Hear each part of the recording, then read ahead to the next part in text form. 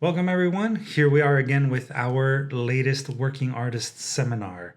Today's session is Artist as Business Owner, and the real purpose behind this particular session is to get us thinking about what it means to have that business mindset as artists. Because ultimately, as artists, as independent artists, as working artists, we are the majority of the time going to have to take care of ourselves and take care of our own, investments, so to speak, in our business. As usual, for those people who are joining in through YouTube later and watching this recording, just to give you a quick little overview of what DSTL Arts is. DSTL Arts is a nonprofit arts mentorship organization that inspires, teaches, and hires emerging artists from underserved communities. The DSTL in our name does stand for Develop Skills and Transcend Limits through the Arts, which really does in a lot of ways encapsulate sort of the values that we hold here at DSTL Arts. We want everyone to ultimately find themselves in a position to be the change makers that they have the potential of being, not just as artists, but as working artists. Because the last thing that we want is for people to think of themselves as a starving artist. Our programs, aside from the Poet Artist Development Program, which is the one currently offering this unique seminar, also include our Conchas y Café Bilingual Community Writing Workshop series. It's a 12-week series that publishes a triennial zine or a publication called Conchas y Café Zine. We also offer our Art Block Zine, which is going to be moving forward an annual publication along with Artistic Zine, the sister zine for Art Block. Artistic Zine specifically focuses on celebrating and highlighting the artwork of autistic emerging artists from across the country, whereas Art Block Zine is specifically for emerging artists living in LA County. But it is also going to be the rebranded name of our podcast. And we'll have more information about the podcast in the upcoming month once we get back onto our recording schedule. And with that, I want to actually pass it off to our master teaching artist, Abraham Jaramillo, who's going to give us a little bit of background on the individual whom you see represented up on the screen now. So Abraham, take it away, my man. Hey, how you guys doing? Well, today we're gonna speak about this artist. And born August 24, 1947, in Rio de Janeiro, Brazil, Coelho attended a Jesuit school and was raised by devout Catholic parents. He determined early on that he wanted to be a writer, but he's discouraged by his parents who saw no future in the profession in Brazil. Coelho's rebellious adolescence spurs his parents to commit him to a mental asylum 3 times, starting when he was 17. This is a quote from him. I'm quoting him. I have forgiven, Coelho said. It happened with love all the time. When you have this love towards someone else, but you want this person to change, to be like you, and then love can be very destructive. To continue, Coelho eventually got out of institutional care and enrolled in his law school, but dropped out of indulging in the sex, drugs, and rock and roll of the hippie life in the 1970s. He wrote songs, lyrics for Brazilian musicians protesting the country's military rule. He was jailed 3 times for his political activism and subjected to torture in prison. After drifting among several professions, Coelho changed his life's course while on a visit to Spain in 1986 at the age of 39. Coelho walked more than 500 miles along the road to Santiago de Compostela, a site of Catholic pilgrimage. The walk and the spiritual awakening he experienced inspired him to write The Pilgrimage, his first book, an autobiographical account of his trek in his native Portuguese. He quit his other jobs and devoted himself full time to the craft of writing. And this is a little interview they did for him. The weird thing is he has a specific way of talking, so I kind of tried to put it as he wrote. And this is the question they gave him: when on a deadline, what is the first thing you do in the morning? What does your daily schedule look like? And his answer is, I don't have a deadline. I write a book over every 2 years. I sit down. Of course, I have the book inside of me. Then I start procrastinating. I check my emails, news, everything I could check just to postpone the moment to sit and face myself as a writer in front of my book. So for 3 hours, I try to tell myself that no, no, later, later. And then one moment I say, okay, I tell myself I'm going to write half an hour. And so this half becomes 10 hours in a row. That is why I write my books very quickly, because I cannot stop. Then, of course, at night, I take a lot of notes because I am in the speed of writing book. The next day, there are notes that are totally useless. The next day, it happens again, check the emails, going to social communities, postponing, procrastinating, and then I cannot stop. Probably this is my ritual. So in 2 weeks, I have the book ready. I only work with three or four people, no more than that. By my agent in Barcelona, my office in Brazil, and my wife. These are the only people that I have access to. A very strong shield, so I can really use my time to do what I think I should do to fulfill this blessing that was bestowed on me. That was to allow me to live my personal legend, to become a writer, because Brazilians don't have that tradition to be translated. Very few authors can make a living. I was committed to my work from from the beginning. So I really enjoy what I do. I don't work. In fact, I do it with pleasure. I have fun and have social responsibility towards my readers, myself, and the world I live. And as you guys can see in the PowerPoint, these are the books, some of the books he has written. And of course, The Alchemist is one of the most famous ones. And that's the book he wrote in 2 weeks. And then what is the next? I have a little quote from you. You guys can see it. It's every blessing ignored becomes a curse. And again, Coelho has written 33 books that could count, that I could count, because there were probably more, but this is the ones that I found. He's the most famous Brazilian author abroad. His books have been translated into 88 languages and published into 170 countries, and has over 320 million copies sold. So move on to the next slide. Yeah, before we move on to the next slide, Okay. though, I'm putting the quote in the chat there because I'm kind of curious. I see Ani wrote, very inspiring, and I'm sure many of you have probably heard of Paulo Coelho.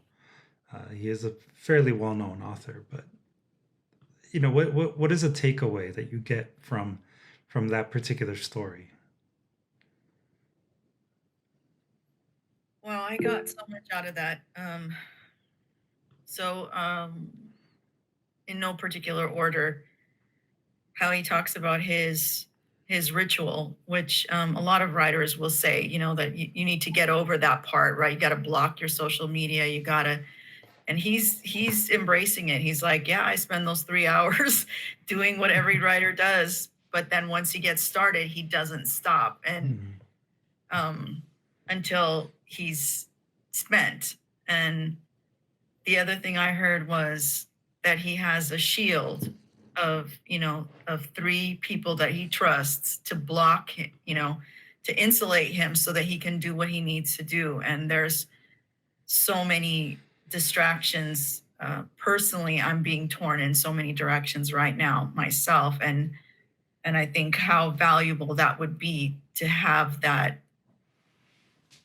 bubble around you, um, and also, of course, um, many of us don't get that support in our family of origin to pursue our and develop our talent. And some people are just really, really determined, but nobody put me in an insane asylum. So I really, I have to give him props, that despite all of that he persisted in following not only his passion, but fulfilling on his God-given talent, and that he treats it like a responsibility and not an obligation, but it's something that he has to honor.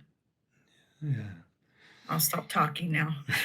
Oh yeah, and those are definitely some good observations. I think for me personally, one of the things that I found really compelling about what was just read was the phrase that, Coelho sees his work as if he has a social responsibility to his audience. That's a really impactful phrase for me personally. Miss Lois? I agree with both of what you just said. I feel an obligation, and the way I'm inspired is just in intervals, in the middle of the night, in the morning, just throughout the day. And I have, I don't know, maybe 15, 20 books already written. One about pain. I have tons of them. It's just me going through it all because that's all I do is write. And at one time, I wrote, I think, like 15 poems in one sitting, going to the baño, and then I started writing. And so, he was saying that he has these things that people say, oh, you should get in there and start writing. Don't let nothing disturb you. But this is a part of his makeup. This is a part of him, and this is what keep him going. And the same way with me, some days I'm not going to get on the computer, but some days I'm on here and I can't stop. So it depends on the individual. But I hear a lot of people say how they got started, but I've written a lot of my manuscripts, and they've gone out to publishers, and they even quoted me in their writing back, Duran and a whole bunch of them, saying how they liked it and how I expressed myself, but they want the money up front. And with me being a what do you call a pumper, a poor person? No, not poor, but I have my limits. How can we get our stuff published, being that someone that is in the business say that they are good, but yet they want money up front? Yeah. So that's my dilemma. But everything that was said here about him, I like what he said because he's being realistic. He's not being a phony. This is him. Do a little now, a whole lot later. You're driven by your own individual spirit. Yeah, I think the fact that he is driven is a very important point that is brought up in what he was saying. One quick little thing that I want to make sure that everybody is kind of aware of. If you ever send off a manuscript to be published and someone is asking you for money up front, they're not typically going to be a legitimate publishing company. They might be more like a printer, but they're not really a publisher. No, this is Big Duran and but a lot of them. Well, yeah, they that send sounds. me my work back, Yeah. but yeah, That I still sounds. have copies of their letters back to me. Yeah. Well, in any case, I think that yeah, like what you're taking away from what Paulo Coelho is saying is important, right? There's a certain level of accepting who he is and also recognizing that there's a drive in him. So Yeah, and then he said he has the three people around him. I only have my son who gives me tough love. Told me not to be a how do you say, a lazy writer. and to let the people see what I see. Mhm. You know, he's the one that's an actor, but I don't have anyone else except for you guys to really give me any encouragement. Yeah. Well, yeah. I mean, that's definitely, I think, important to have, right? Is a community of supporters, for sure. Um, Dr. Rosie? Yes, I totally agree with everyone. Just wanted to just reiterate that what I saw from what Abraham shared is he had persistence to follow his dream, the tenacity to not allow the non-believers to stop him from writing, because he really showed his compassion and motivation. He had this motivation through the respect of those that were willing to listen. So that's what I'm getting out of it. Thank you, Abraham. Yeah. Yeah, definitely. Thank you to Abraham for taking the time to research Paulo Coelho. Miss Michelle, and then we'll move on. Good evening, everybody. I read The Alchemist when I went to LA Trade Tech for English class, English 102. And I remember that book really well. The teacher, he wanted to emphasize how important the book was, and he's right. It was important. However, that was years ago when I read it. But thank you very much. It's a book that I think everybody should read, because you become enamored with it. I know I did. However, I like this quote in regards to the quote that was said about the writing. And I'm also reminded of Bukowski also in regards to his drive for writing, because of the fact that Bukowski, like Coelho, probably saying the name wrong, was a man that he didn't put up his writing. Bukowski, like this guy, was driven and yet had other interests.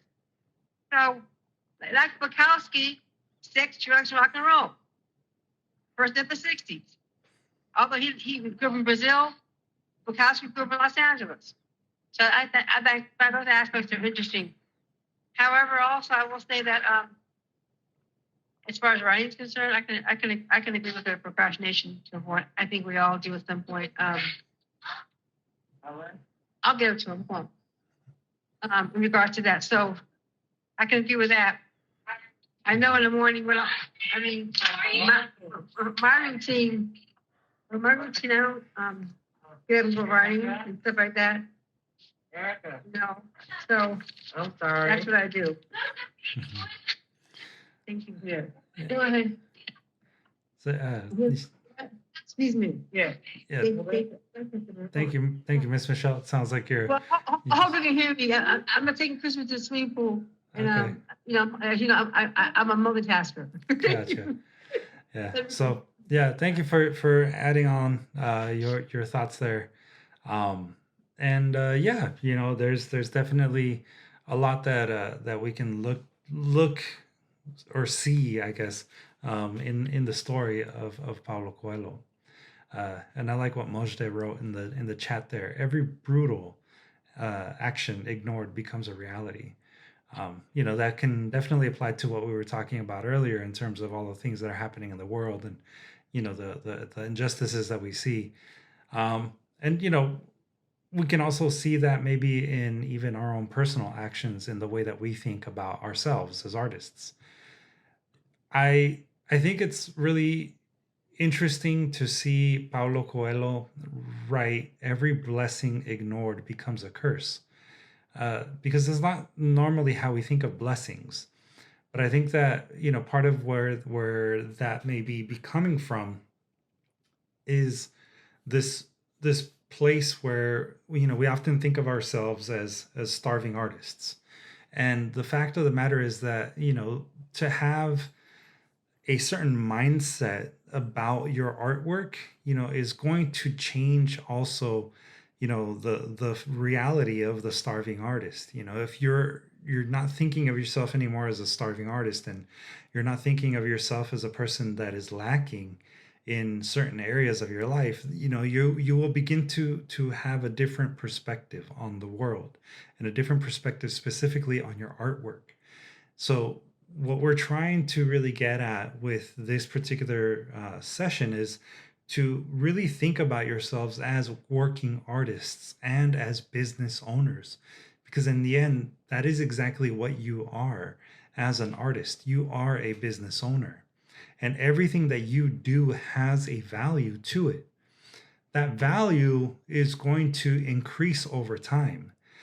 But even if you are just starting off now, even if you have yet to publish a full length book, even if you have yet to have, a gallery showing with more than, a couple of people as part of like a group show, you know, all of those things, they're stepping stones towards something bigger.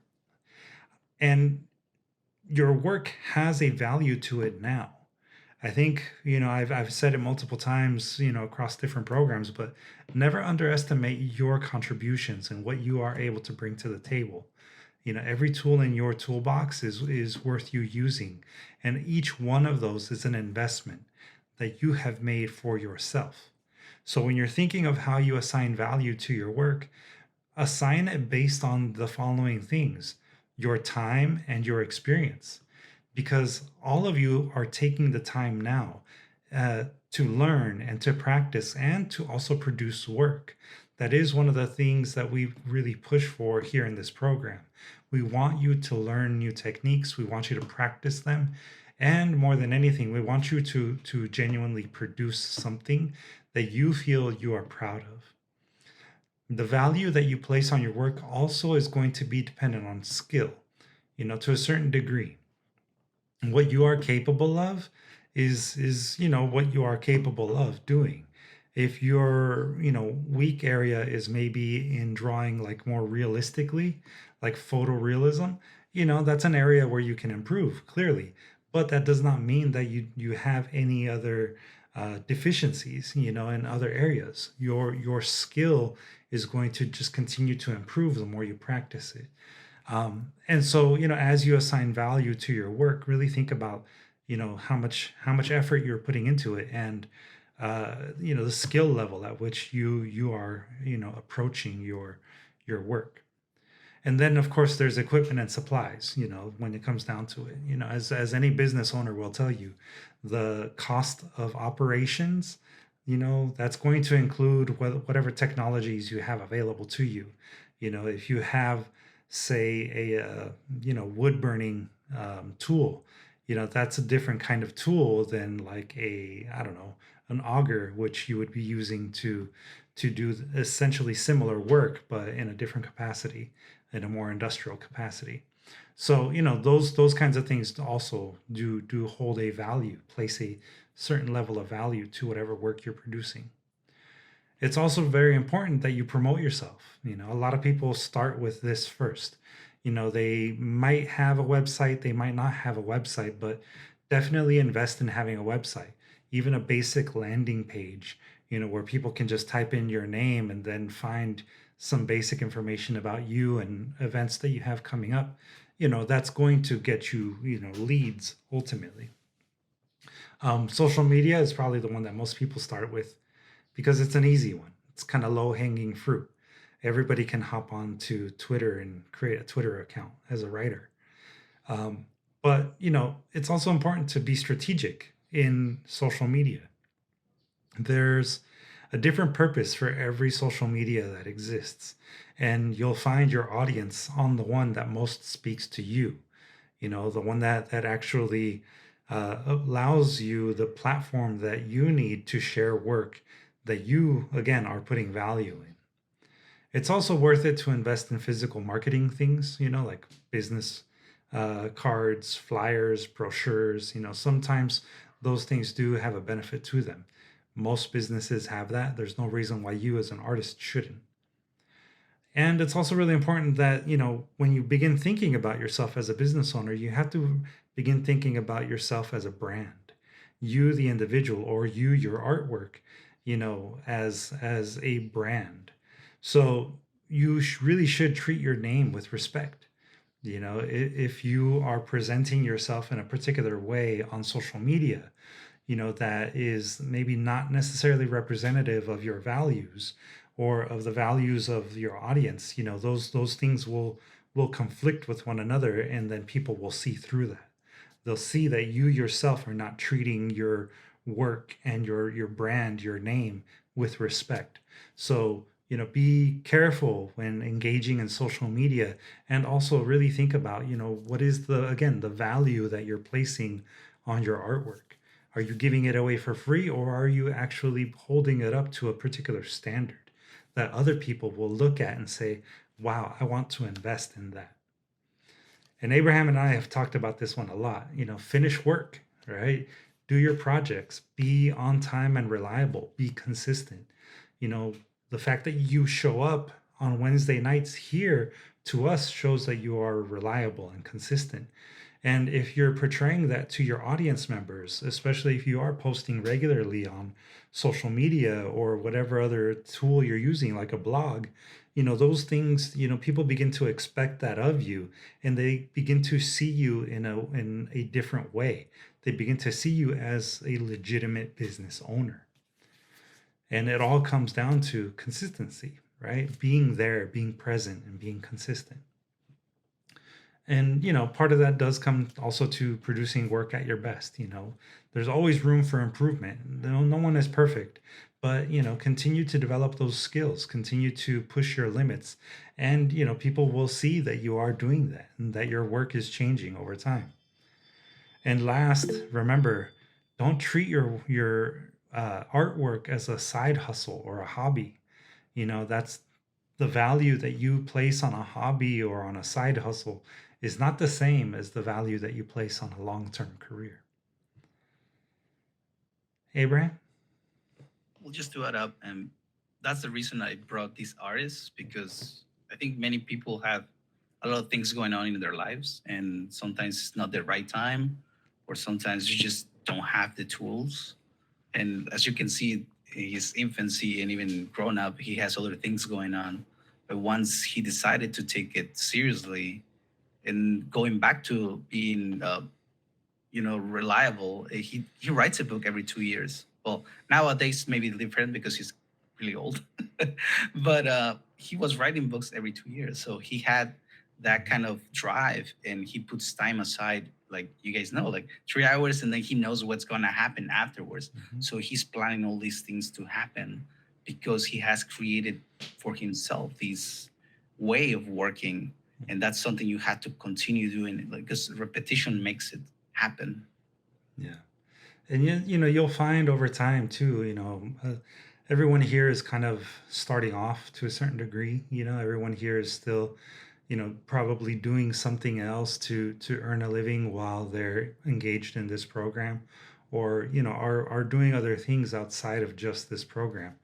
But there will come a time in your life where things will begin to change because you have been consistent, because you have been continually showing up when you're asked to, when you feel it's to your benefit. In the end, like with DSTL Arts as an example, I started it 10 years ago, and I started it at a point in my life where, truth be told, I thought for a little bit there, because I was hospitalized for a week straight, that I had cancer. I had a mysterious pain in my body that nobody could figure out. And, fortunately, it didn't turn out to be anything like that. But, my life at that point, I was working a full-time job at another arts nonprofit.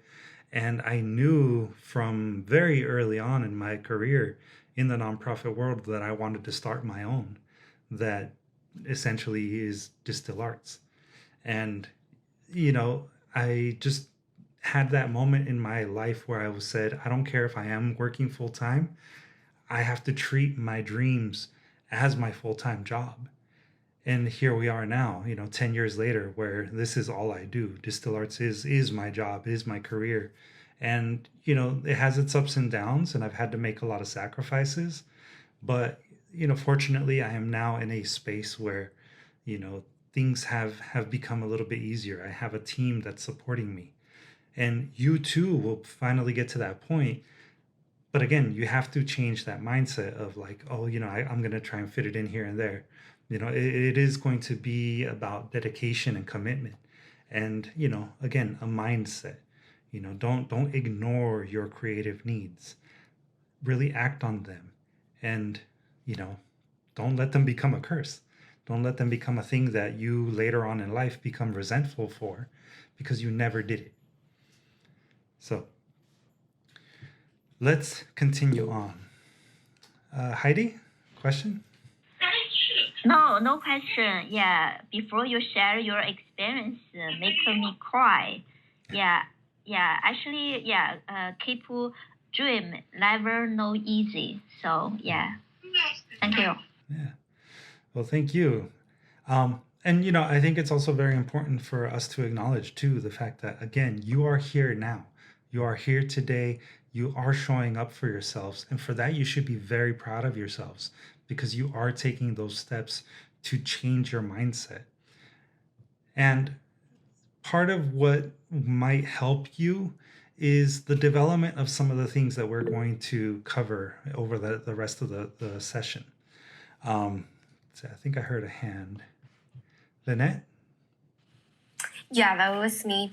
Yeah, I have a question. I wonder if you could share a little more about that, I guess, what strategies or what was helpful to you as you made that transition between your full-time job that I'm sure had some kind of stability, and then like as you transition to focusing on kind of like your creative baby, right? Like your dream or like professional dream. Yeah. Well, I mean, a couple of things, and I might as well go back over to the handout for today too, because they sort of go hand in hand. One thing to acknowledge is the fact that I did have someone in my life at the time who could help me financially. So that I definitely am grateful for that. And even though after the job that I had, that full-time job, I did go to part-time jobs every now and then, I really leaned into my skills that I had. I am a photographer and I was picking up photography gigs on occasion. I had also just finished graphic design school, basically. I had finished my classes and received my certificate in graphic design. So, I was able to take on certain freelance gigs that allowed me to make enough money to cover some basic expenses. However, most of my time was dedicated to DSTL Arts, and that commitment to developing the nonprofit and to developing my skills, it did come at a certain cost. I cannot sit here and say that, I was able to live comfortably, that I was able to have major stability, in the early years of DSTL Arts. That's not exactly how things were. But one of the things that I certainly recognized before fully leaving my full-time job was the fact that I needed to actually plan how DSTL Arts was going to develop and how all of these, businesses ultimately have developed for other entrepreneurs. Because I recognized, I guess, because of my experience working in workforce development programs where I was teaching people how to get jobs, I sort of knew that to start any kind of organization, any kind of nonprofit or business requires a certain approach, and that approach involves actually what's mostly on this page here. Branding and thinking of yourself as a business owner goes beyond just coming up with some sort of catchy business name. DSTL Arts is actually the last thing that we came up with when I started the organization, me and my old board of directors. The first thing that we came up with was to determine our mission statement, our core values, and of course our audience. Right? So these three things, as you begin thinking about your experiences and how close you are to fully embracing yourself as a business owner, I highly recommend that you reflect on these three things, because these three things are going to lay the foundation for essentially everything else that will follow. So as you think of your mission, right, there's a way to understand a mission statement, and it's your vision and your purpose. One of them is going to be something that you present to the public. Distill Arts has a mission statement, and yours could be something as simple as what I have here. My company, Abraham Photo World, exists to offer individuals photographic experiences. It could be something as simple as that, right? But for your own internal purposes, it's really important that you for yourself set up a vision statement. And this vision statement is going to change over time because this is something that evolves along with you as you develop your organization, your business, your artistic practice. And it's ultimately best described as a 5-year plan.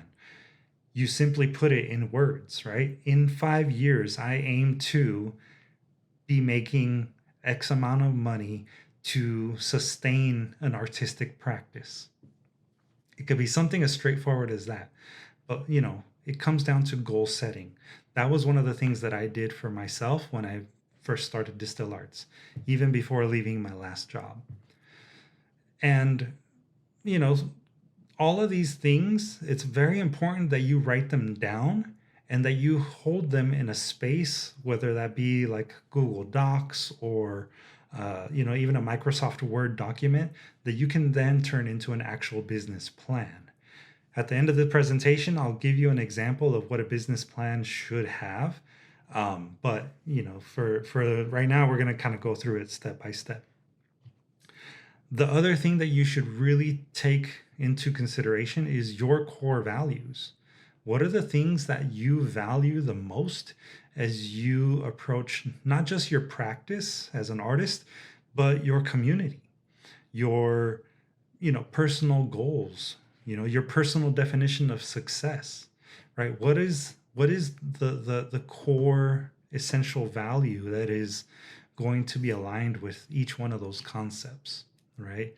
They could be buzzwords that people often use in certain sort of sectors, like innovation for technology or diversity and community for a lot of nonprofit organizations. Empowerment is a common one that I see among artists.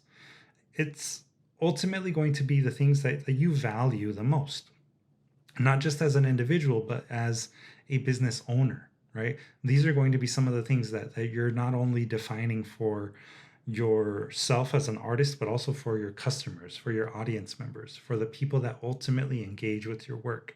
What are the things that they're going to take out of that? What is the value that they're going to get from it? And of course, some of these things, if you write them down, they can also be part of your mission statement. And then if there's your audience, again, audience is going to be something that's going to be very, very important to you as an individual, as an artist, and as a business owner. The demographic information that you research, that's going to help you sort of decide what are the communities that you're going to approach, where is it that your business might reside in, what are the kind of services that you're going to provide as an artist. Some people might be able to afford a work of art, whereas others might not be able to. But, the people that can afford it, maybe they can pay for another person's participation in a workshop.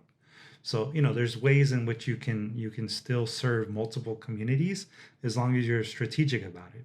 So you really do need to begin thinking about who your audience is and where they live, what kind of car they drive, what their hobbies, interests are, all sorts of different things, which we're actually going to get into a little bit later. To give you an example of how the mission statement for Distill Arts was constructed, the mission statement for Distill Arts, I think, is a great way of kind of approaching your own mission statement. And the reason why I say that is because I worked with a branding specialist, a person that was part of my original board of directors very, very early on, who was a friend of mine.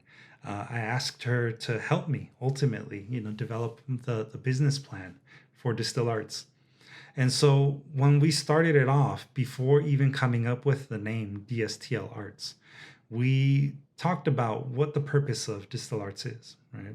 DSTL Arts is a nonprofit arts mentorship organization. That's just on the surface, that is what we do, right? We mentor people and we're artists. So, we mentor artists. But the things that we really value as an organization and that we are really trying to offer as an organization to our community are the three things that you see here. We want to inspire people. Inspiration is something that we definitely value. We want to teach people. Teaching is one of the core services of DSTL Arts. And we want to hire people. And our definition for hiring isn't just the literal hiring and paying people to provide workshops. It's also teaching you, artists, how to hire yourselves, how to essentially become part of our creative economy. Here in LA County, 1 out of every 6 jobs, the last time that I saw, is part of what's called the creative economy. That means 1 out of 6 people is creating artwork, whether that be for themselves or for someone else, and making a living out of that. Unfortunately, the majority of people that have those jobs are white. I mean, let's be real about it. There's maybe less than 10% of people of color working in the creative industries of Los Angeles. That's something that we definitely want to change. Therefore, in order for our funders to best understand who it is that we serve, that's why we use the term underserved, because, that's easy for a lot of people with money to understand. But ultimately, it means our community, right? That means communities of color. It's sort of code language for that. But as you think of your mission statement, the single sentence that you would say to people when they ask you, oh, what do you do for a living? This single sentence should be something like this, something like a mission statement. It should say what it is that you do, what you do for the community that you serve, and who that community is, right? So you can use this kind of as a model for you as you develop your own mission statement. And with that, I'm going to give us like 3 minutes here. Hopefully you have a piece of paper and a pen, but I want you to make a list of words that describe your artwork and your vision for it. I'm going to take this and I'm going to post it in the chat. And it doesn't have to be a very long list right now, but I highly recommend that you revisit this list after tonight's session. So very quickly, for the next, we'll say 2 minutes, 3 minutes, we'll go to 7:25. For the next 3 minutes, make a short list of words that best describe your artwork and your vision for it. If you feel compelled to share that list in the chat, you're more than welcome to. But make sure that you do hold on to those words because they will serve you later. So hopefully y'all had, at least a few words come to mind, that immediately jumped out to you. Whatever immediately jumps out to you is the best thing for you to write down first. That's obvious. But definitely sit with those words and think of, why those words came to you first, and, continue to develop that list. Because like I said before, those words that you come up with that describe your artwork and your vision for it are going to be essential as you begin to produce your first version of your mission statement. Does anyone have any questions so far? And Lynette, I don't know if I answered your question entirely, but I'll share a little bit more, I guess, as we go on about my journey. Mauricio? You did, thank you. Sure. How specific do we have to be? I would recommend that you be about as specific as you can be, with just single words, right? Because if you try to get too specific, like really, going deeper into it, you're going to maybe start losing the purpose of this exercise. The real purpose of this exercise is to capture within single words the best things that describe your artwork. Abraham, for example, gave us diverse as it can be, dark, fun, deep, and unique, made to change the world, from the most little of things that form part of the big ones. So Abraham obviously gave us a full phrase there. But if it works for you to do little phrases like, made to change the world, that works too. And of course, when you develop your mission statement, that's something that you can always workshop with us later. And also keep in mind that your mission statement does not have to be set yet. This is something that you will have enough time to sort of develop over the next couple of months. But that's going to be one piece to a larger business plan, which we'll discuss as we go on. So earlier I mentioned audience, right? It's really, really important that you get to know your audience, right? Demographic research is really, really going to play a major part in this, but not just demographic research in the sense of like race, age, gender, all of those bits of demographic information. It's also about understanding what your community needs, right? The needs of one community are not the same or equal to the needs of another community. We all can recognize that there are certain communities within the larger LA community that are way better off, have way better access to things like art. For all of us who are artists, who are practicing artists now, our community, the place that we actually live in, the place that we most identify with, or the people with whom we most identify, that's very different from the people that might actually buy our artwork. Let's kind of be honest about that. A community that is not, supporting a bookstore, for example, that maybe doesn't have a bookstore within that community, may not have it because the bookstores themselves can't necessarily afford to pay the rent without offering something else.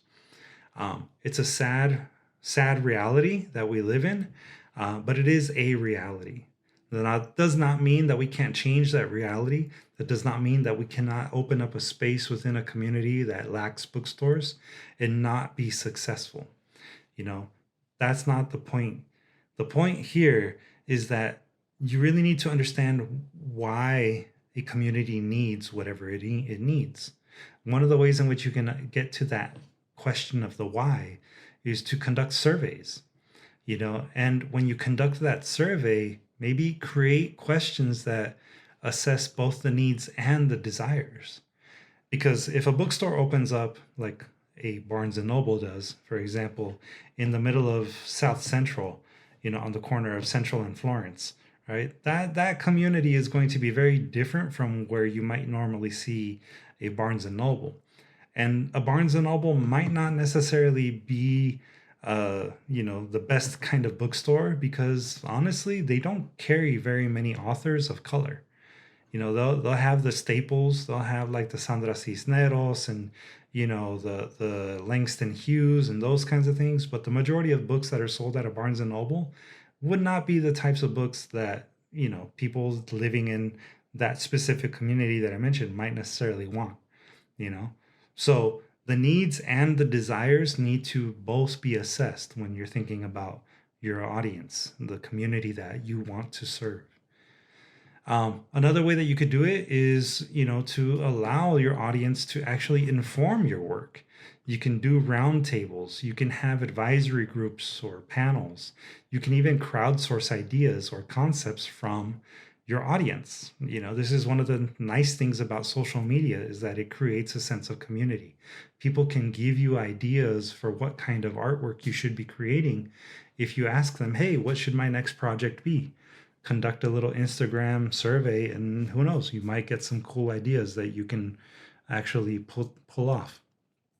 Now, in that same capacity, though, you also need to do what's called a feasibility assessment.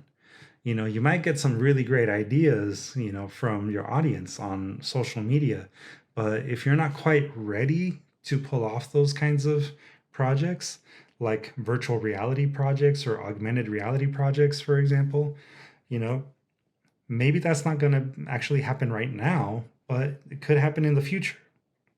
So as you're conducting surveys and getting that information from the surveys, think about a couple of the questions that I've outlined here.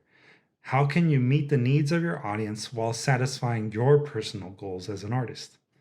I mean, if you're not into it, then why do it? You know, that's kind of, I think, the base point for that. Um, you can also ask yourself if there's an overlap between what you want to do and what your audience might want to do. You know, if you know that you want to teach poetry and you have an audience that wants to learn poetry, then why not come together and, enjoy poetry, right? That's essentially what happened with Conchas y Café. The reason why we started the Conchas y Café program to begin with was because the original students in the now Poet Artist Development Program, back when we called it the Arts Mentorship Program, it was a bunch of kids. It was kids that were all like 18, 19 years old. And their parents, specifically their moms, because they all lived with just their moms weren't always the most supportive of them meeting with me to develop these skills. So one of the reasons why we started Conchas y Café was to give those moms their own opportunity to engage in art, their own opportunity to tell their story. And from that, we opened it up to the general community. And lo and behold, we found a bunch of other people who wanted to either return to writing after being away from it for a long time, or who were just, interested in developing their skills and ultimately publishing. That's actually how many of you in the program currently entered DSTL Arts' programs. So, there was an overlap. We recognized that overlap, and here we are now. Also, it's important when thinking about feasibility to think about infrastructure, right? Do you have the tools that are necessary to pull something off? Going back to the example of doing an augmented reality project, if you don't have, say, even a tablet, for you to do digital illustrations, does that keep you from being able to do augmented reality work? No, but it might mean that you need to learn how to use an app, such as Adobe's Aero, which does allow you to take digital assets and then place them in a real world environment for augmented reality. Now, part of the struggle with that is going to be how accessible is it to your audience who you want to see, your installed artwork. So, there's little things to consider there, but there's always, that space for you to think, about how can you execute something with the tools and the skills that you have now, and what are the tools and skills that you can acquire later down the line or improve upon if you already have them.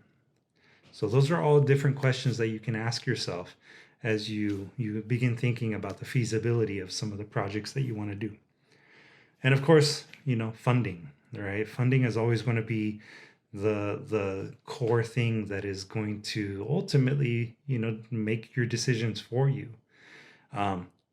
Going back to the very first thing that we said, really be honest about the value of the work that you have, right? Of your work at all times.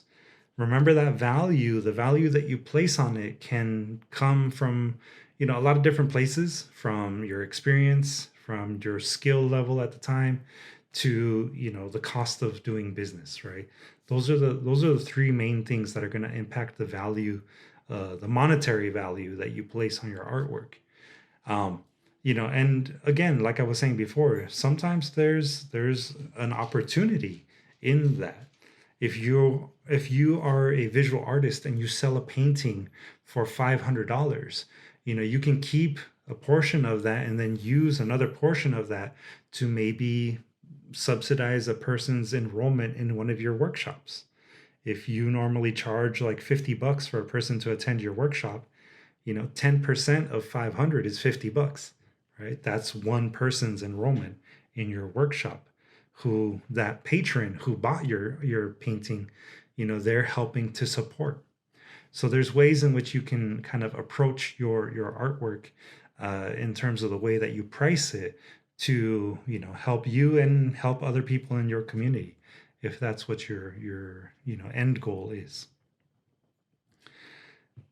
Demographic research also involves doing a bit of actual research on certain websites. So for that, I'm going to pass it over to Abraham to tell us a little bit about the census. So again, the census started by Thomas Jefferson. We directly got the first census 1790 and has been taken every 10 years thereafter. And data about the individuals, units, people, and households are collected in the population. And well, the differences are surveys. Surveys collect data from a predefined group of respondents, a sample of a population. Surveys are used to estimate the characteristics of the whole population.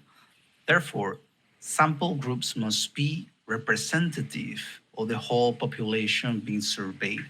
This happens a lot of in science too. They use a lot of college students, so their surveys are not the best either because they just use university students. Anyway, the U.S. Census conducts ongoing analysis of data collected in the census to generate surveys, including the American Community Survey, an annual survey that studies what the population looks like and how they live. Then we have demographic survey, means measuring income, poverty, education levels, healthcare insurance coverage, housing quality, crime victimization, computer usage, and much more. Then we have the economic surveys. We conduct monthly, quarterly, and annually to track the economic fluctuations across the sectors of life. Then we have others sponsored surveys, right? Often created specifically for individual governmental agencies, departments, and more. And let's just have a website here so you guys can see. Actually, let me open the window so we can just kind of give a quick glance into how to do this thing. So let's make it easy this way. Hold on a second. Okay. So I'm gonna put the link on the chat so you guys can easily do it if you want to at the same time as I'm doing it.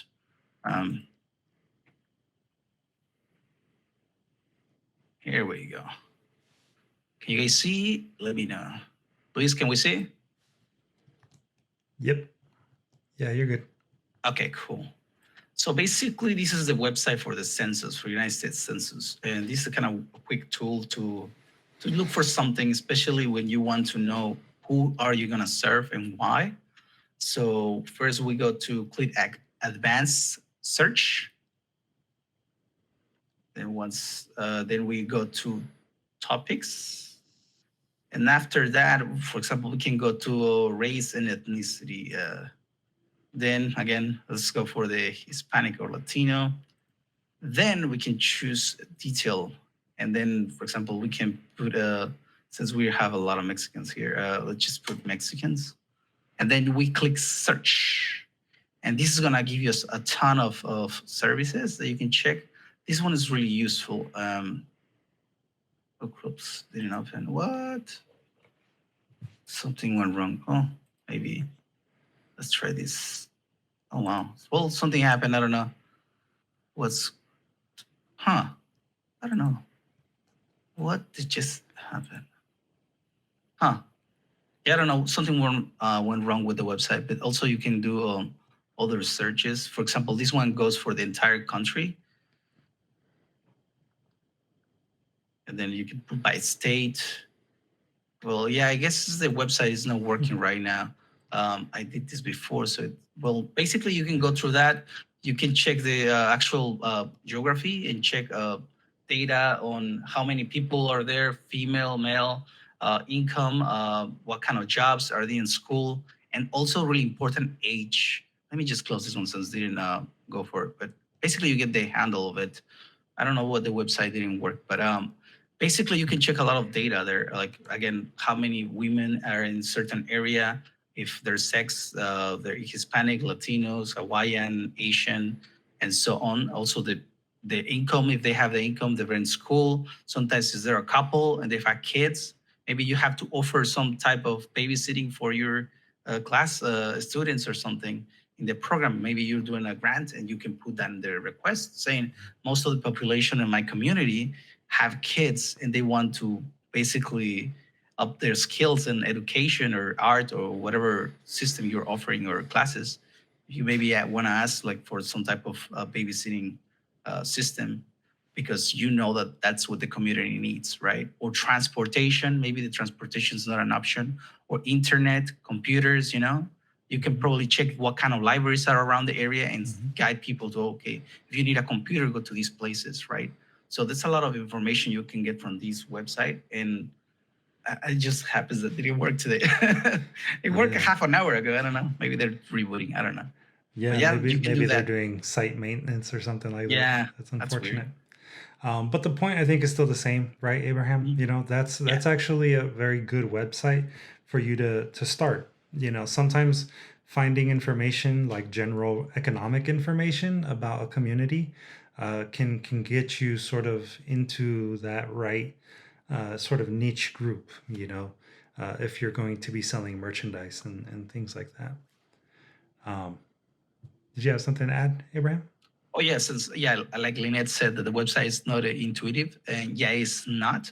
Took me a couple of times to get some of the information, but there's actual people. For example, you have a big organization; they have actually people who do this for a living.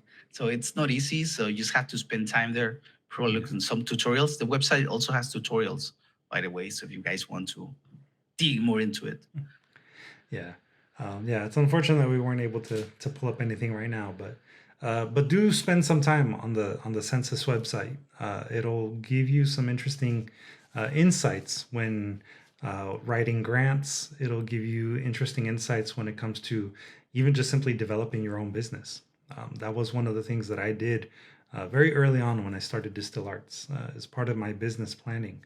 I wanted to have a good sense of the education level of the people that live in my communities.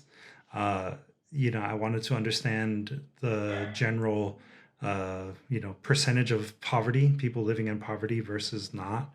I wanted to also know generally the age group because that's going to impact the types of grants that I apply to. So and ethnic origins. Like I even learned, where people were originally from, whether they were primarily immigrants or refugees. That's also something that, when creating grant applications, it looks good to funders to know that you're serving communities that are typically, underrepresented in the arts. So I saw a question in the chat about what to do if your community is in conflict with another community. That's kind of summing it up. That's Mauricio's question, but I think that when you have communities that are in conflict with each other, that's actually an opportunity. I wouldn't necessarily call it conflict. It's maybe an opportunity for you to act as that sort of bridge maker, right? That bridge builder that is able to bring in one community with another community. Again, if you understand who those communities are, what their purposes, for having conflict between them, are, and if you're able to sort of link that information with whatever presentation you're doing, whatever workshop you're doing, you could potentially find, some sort of common ground that people can come together under. Oh yeah, looks like it's working this time. So, yeah, language is spoken at home. That's, I think, a good one there as well. Yeah, I just had to change I think the year or something. Still, it's not working properly, but this is kind of the point of it. Yeah. So committing to work, occupational, that's really important as well. Yeah. Okay, there you go. Cool. And that is, I think, a good question to ask. Lynette asks of Mauricio, can you provide an example? Conflict how? So where I live versus who I want to serve aren't aligned. Right now, I live in a part of Long Beach with mostly well-off people who have very old-fashioned views of the people I want to serve. Putting it nicely. Yeah. When it comes to those kinds of things, I think that there's ideological differences perhaps, but you might also be surprised if you really look into the well-off, right? Because sometimes the well-off are also well-intentioned, and even if they come across a particular way, that sort of lack of awareness of it, can be one of those moments that you can sort of turn into a teaching opportunity, right? It's going to come down to ultimately you understanding those people who are well off and marketing your workshop or your services in a way that makes sense to them, while also at the same time makes it clear that you're going to inform them about the community that they may not necessarily understand. So language is going to play a big factor in that, right? Your marketing strategy is going to play a big factor into that. If there are people who are older, for example, they may be more inclined to use Facebook versus TikTok as an example. Lynette, raise your hand. Yeah, I just had a thought about that. I don't know what your particular case is, Mauricio, or like what people are thinking about, but I feel like when you're a member of a group that is, like, for example, holding oppressive viewpoints or harmful viewpoints of like another population, I feel like even though it's like I'd rather be with the people that think like me, I think, like, I personally feel a sense of responsibility, and it kind of helps me in that it gives me some purpose to then work with the community that I'm a part of, but that needs some change, right? And because then I become, it's kind of like I can't put on Black people to come educate my Latinx community about anti-Blackness, right? That's something that I have to take upon myself to help start to like deconstruct ideas and like delve into them. And so it's very challenging, but I think it like Luis said, like it could be an opportunity. And even though it's hard, it kind of gives a lot more meaning to the work that you're doing, because there's like a very specific and urgent need behind it. Yeah, absolutely. And I think it's another thing too to consider that all of us are limited in what we are able to do.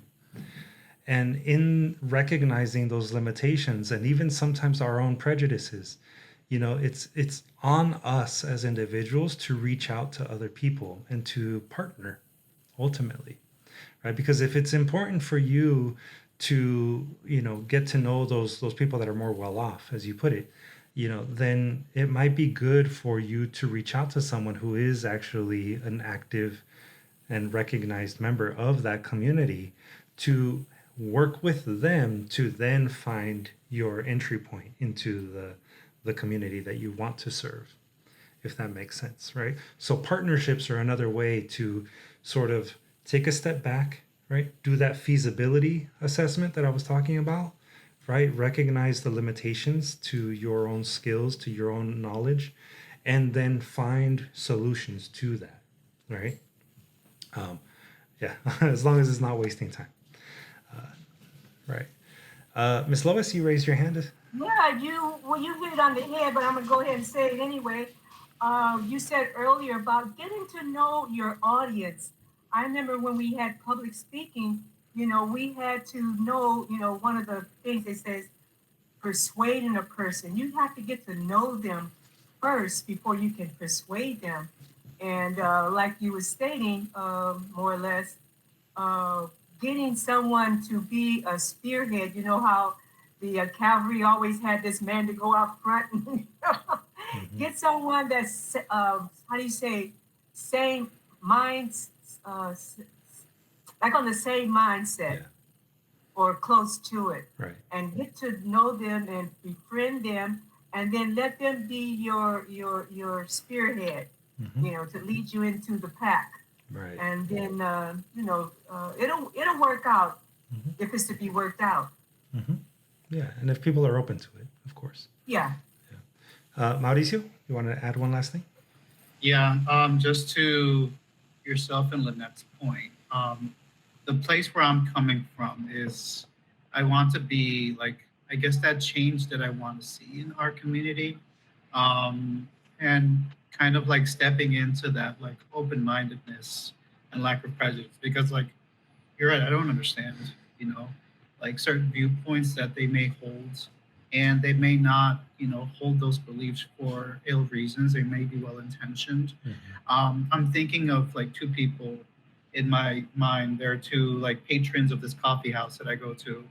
One being more in line with, I guess, what Lynette mentioned about someone that can be reached out to and is open to dialogue. Like him and I have had numerous conversations, and we're both on opposite parts of the spectrum in terms of politically, where we see each other. But there is respect, and there is like, a coming together, Mhm. which I always like look forward to talking to him.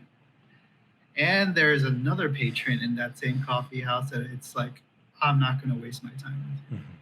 Yeah. Who is just so, I don't want to say far gone, but they're just so entrenched in their beliefs that they won't even like Yeah. see you as anything else. So I don't want to worry about them. I want to worry about the people that, Mhm. are open to Right. and want to listen and want to learn. Yeah, and and then that's obviously the opportunity that you recognize, right? Um, a lot of times when thinking about business, and establishing yourself as a business owner, there's, I think, a lot of assessment that needs to go into all of that. One of them is going to be your strengths and understanding your strengths. One of them is going to be your weaknesses. One of them is going to be assessing the opportunities that you have. And the other one is going to be assessing the threats to your business, right? That's what's called a SWOT analysis. That is actually a main component to any business plan. And that's something that ultimately a lot of these things are getting at, right? Understanding the demographic information of the people you want to serve, understanding your own limitations and being able to find solutions to those. If it means having that one patron at that coffee shop who is open to talking to you, be, say, a advisory board member, or a advisory panel member to help you develop your program, then that's what that means, right? So there's different ways in which you can basically take all of this information and then turn it into something that is useful, right? And so it is kind of like a very basic part of business planning, but again, definitely worth the time and effort now up front than putting together something and have nobody show up, right? Abraham? Just to add to that, because I know you all the time are putting this also, you had to also consider, because I know what you want. This is you're trying to make this community that may exist or may not exist in your area. But the thing is, you have to also understand what the community you're in wants. And that's the first thing you have to understand in order for you to even add the stuff you want also done. So you don't have to only go one way or the other. The best way is to approach it both ways, Right. a way that's beneficial to the community and a way that's beneficial for you as well. So you have to understand that. Yeah.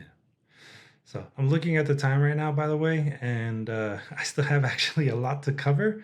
But I do feel like it's important for us to do this next particular exercise. So let's just go right into that. And I'm going to give you 2 minutes, again, just like before. Make just a little list. It doesn't need to be super fleshed out right now. That's something that you can do after tonight. But as you go into it right now for the next 2 minutes, define your ideal patron, customer, or audience member. And within that definition, include things like their age, their race, their ethnicity, their gender, the general area where they live, their socioeconomic status or class, the general interests that they might have, their hobbies, or any other affiliations or memberships that they have in the community. So, yeah, we'll go to 7:59. So just 2 minutes for that. And then we'll try to just storm through the last half. So just like before, make sure that you keep this list. Hold on to it. This will be something that can help you as you continue to develop your the rest of your business plan ultimately. Can this be downloaded? Yes, also the handout will be available for download. You can actually download it now, currently on the Google Class. So it is available for you to download. Okay, I want this one and the other one as well. Yeah, the whole shebang will be available on Google thank Classroom for sure, along with the video too. So we're gonna again, obviously we're gonna go over our usual time. So if anyone does need to leave, just keep in mind this is being recorded and it will be uploaded to YouTube, so you can watch it later if you have to log out early or on time technically. But we're going to try to go through the rest of this as quickly as we can. So obviously, as you develop a brand, you're probably going to want to start off with the visual side, as most artists tend to. They like to think of their logos first before they think of anything else. But again, I cannot emphasize enough that you really should start off with thinking about your mission and vision. And your audience, because those are going to be the really big things that actually impact in the very end the way that you develop your logo. Here we have some examples of logos and logo marks that exist in the world now. A good logo is going to be simple, it's going to be original, timeless, and versatile, and it can be either a word mark, a symbol, or both. Now, what I mean when I say word mark is something like the DSTL Arts logo, right? This thing here that's highlighted, that's our word mark. It's just the name of the organization. Here, this is what we call the masthead for Art Block Zine. It's a word mark. It's just the words Art Block with Zine kind of reversed out of the stroke. Los Angeles Public Library is a word mark. This is specific to the LA Public Library. They use a very specific font. Word marks are great because they're easy to read. They are text-based. You can also take the approach of using a symbol, like how we have the little play on the skull and crossbones. We have the pencil and brush, to indicate we're an arts organization with obviously writing and visual art as our core things that we produce. If we look at logos such as the old Instagram logo versus the new Instagram logo, the simplicity of the old logo versus the simplicity of the new logo, it's a pretty big contrast when you look at them. So as you begin thinking about your own logos, think about simple, right? Keep it simple, keep it original, knowing what other people are doing within the community, specifically within the community that you hope to serve. That can have an impact on how you approach your logo. I provide here an example of La Plaza de Cultura y Artes, which is another local nonprofit that does offer arts and cultural programming. If you look at their logos, they have their word mark, which is a unique looking word mark, right? La Plaza de Cultura y Artes. You have a distinction there. It's fairly easy to read. But when you look at their symbol, this little tree looking thing, you'll notice that the tree itself has the figure of a person and also a sort of the semblance of a tree, right? It's a little on the, we'll call it busy side. It's not very simple, but it does at least communicate a few things symbolically. And it's something that if you were to see, maybe walking down the street, you see one of their banners and you just see that, you might be able to recognize it.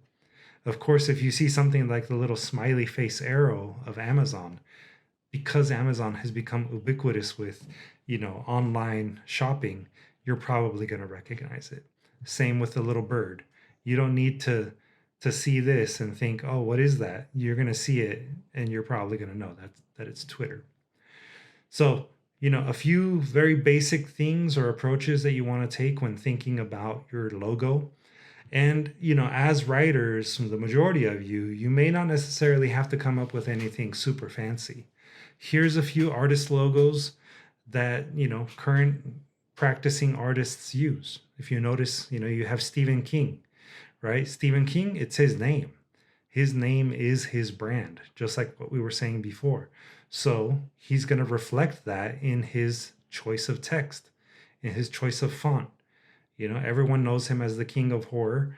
His font looks like it belongs to, some sort of horror novel.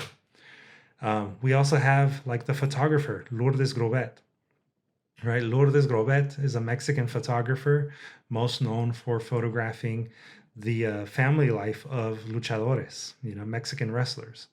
Her logo is just simply her name, the same as Sandra Cisneros. Now, if you notice with Sandra Cisneros, it's something that looks like a signature. I can't say that it's her actual signature, which if you decide to go that route, I do warn you, people could, somehow take that from any website, turn it into a digital signature, and then falsify your signature. So be careful with that. But, generally speaking, if you're going to go with only your name as a word mark, then, go with something that kind of represents you. The Lourdes Grobet one, it's a very simple one, a very straightforward one. Her photography tends to be kind of a reflection of that. Sandra Cisneros, a lot of us think of, a house on Mango Street. A lot of us might think, a certain warm feeling associated with that. Hence, her logo having kind of a natural look to it. We also have other things that are more graphical in nature, like the Greg Capullo one. Greg Capullo is a comic book artist, and for those that know who Greg Capullo is, if you see this logo, you're going to recognize it as Greg Capullo because that is how he fashions his beard and mustache.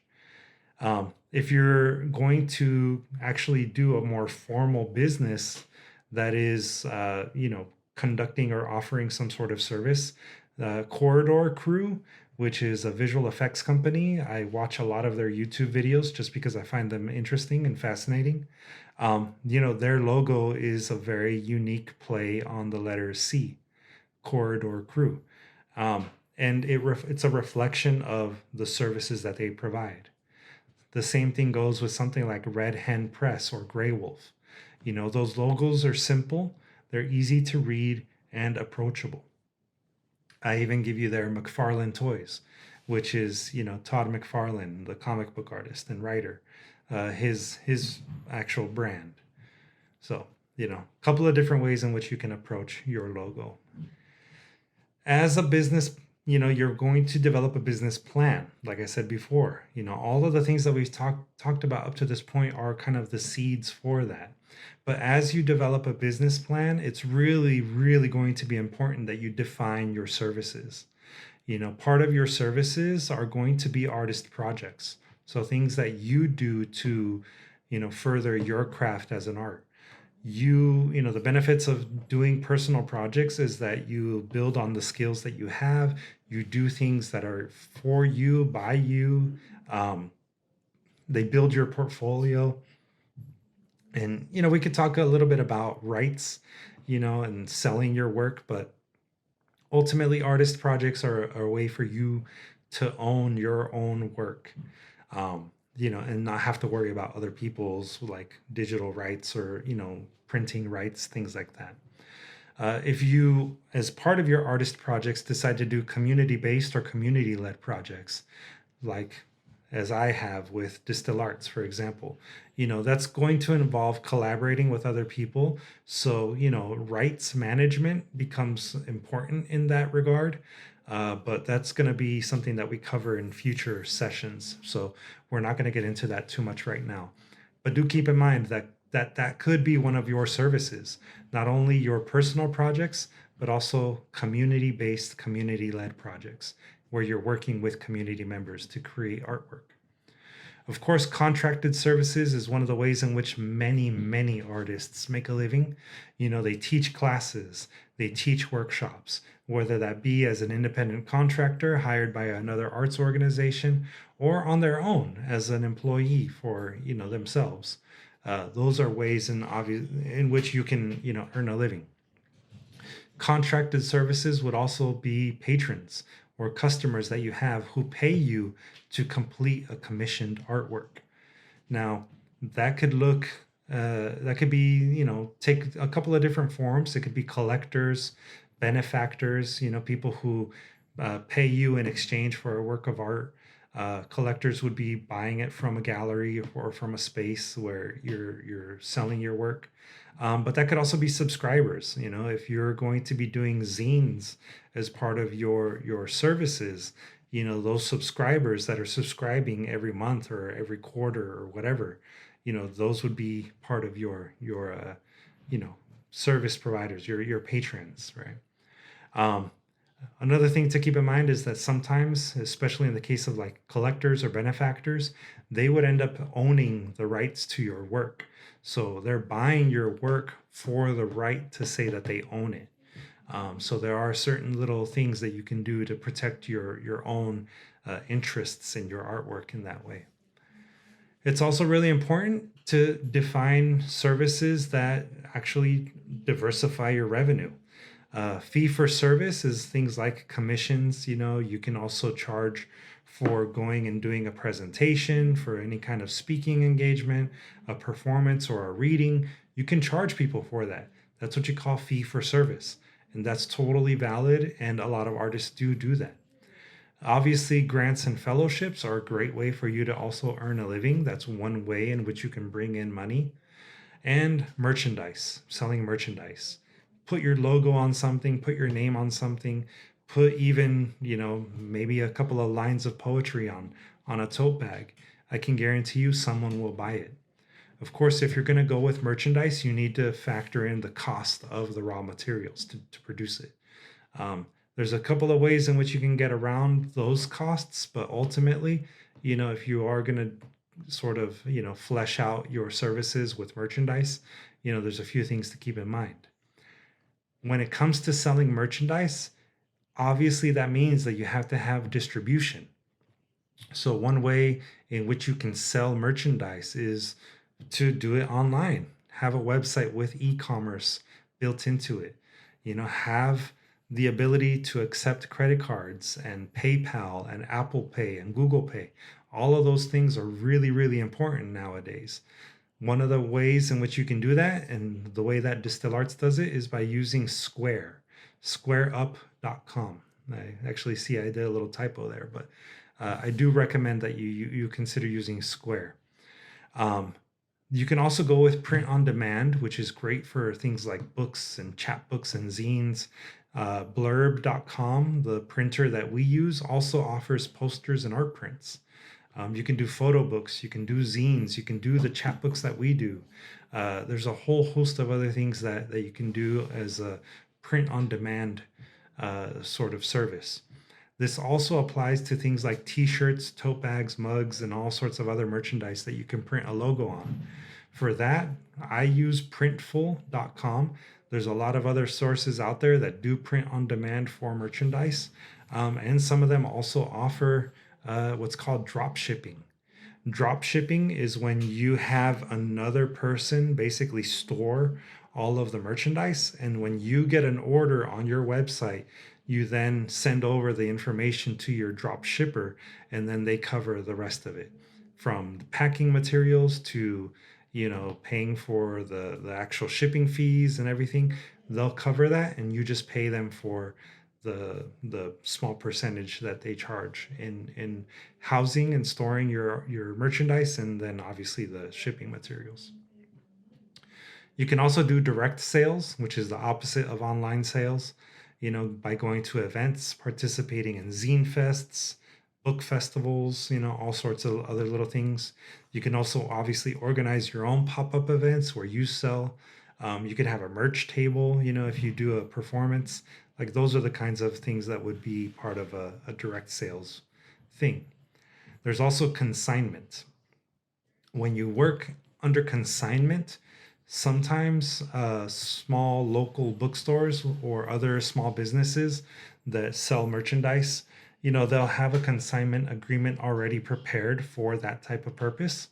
What that means is you leave merchandise with them, you agree upon, whatever rate that they charge or keep from that sale. A lot of times it's a 60-40 split. You keep 60%, they keep 40%. If you start to distribute with other larger organizations, it might be different. But basically, the idea is that you leave your merchandise with a vendor who sells it on your behalf. That is the basics of consignment.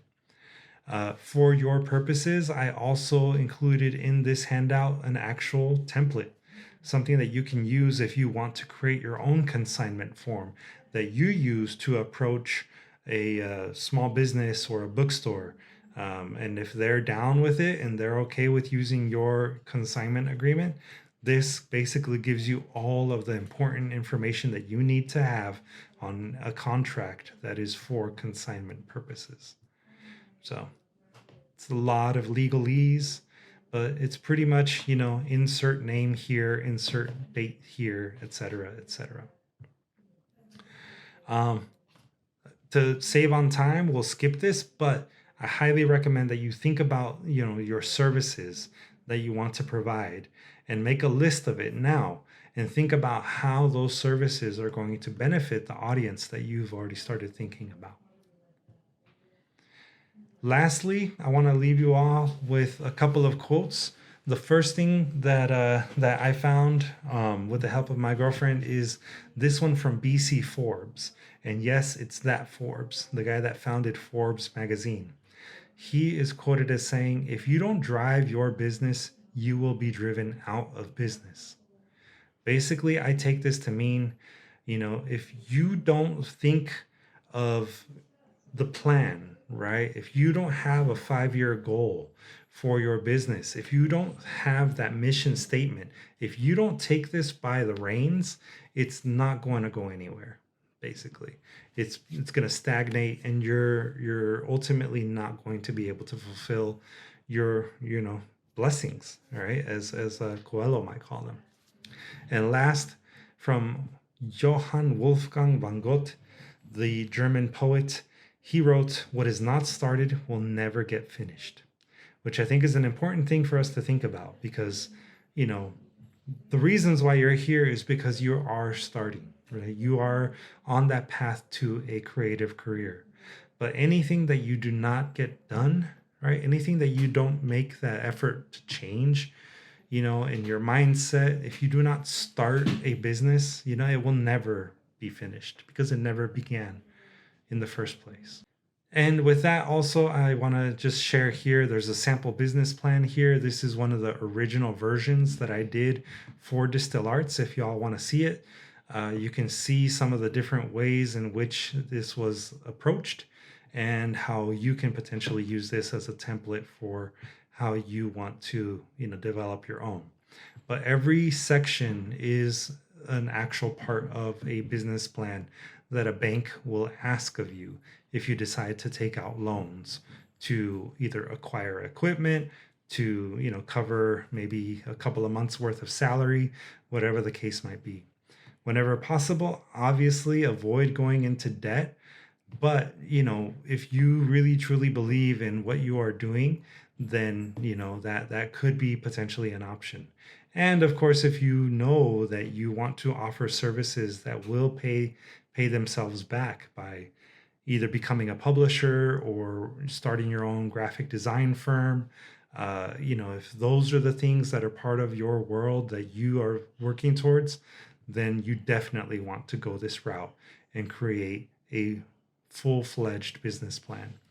But definitely take into account this specific page. This is what we were talking about earlier, the SWOT analysis. This is going to help you in so many different ways as you begin thinking about how you want to serve your community. What are the things that you bring to the table? What are the things that you can look at and say, okay, I need to improve in X, Y, and Z, and I need to look for opportunities to, make this happen. When it comes to threats, this last section, this is really basically just recognizing the weaknesses and the things that could potentially put you in legal liability. So, if you don't have a contract for consignment, that would be a threat. If you don't have a publishing contract, that could be a threat. So, those are things to be aware of and really assess as you move forward in planning for your business. We'll get into marketing later in another seminar. But for now, this is obviously a good place to start. So if anyone has any questions, obviously you can always reach out to us. You will have access to this particular slide deck as well as the video in the upcoming days on our Google Class. And for anyone watching on YouTube, you can always reach out to us as well. You can go to our website, follow us on social media, do the whole like and subscribe kind of thing to keep up to date. But with that, I will say thank you for sitting through a slightly extended version of our professional development seminar, everyone.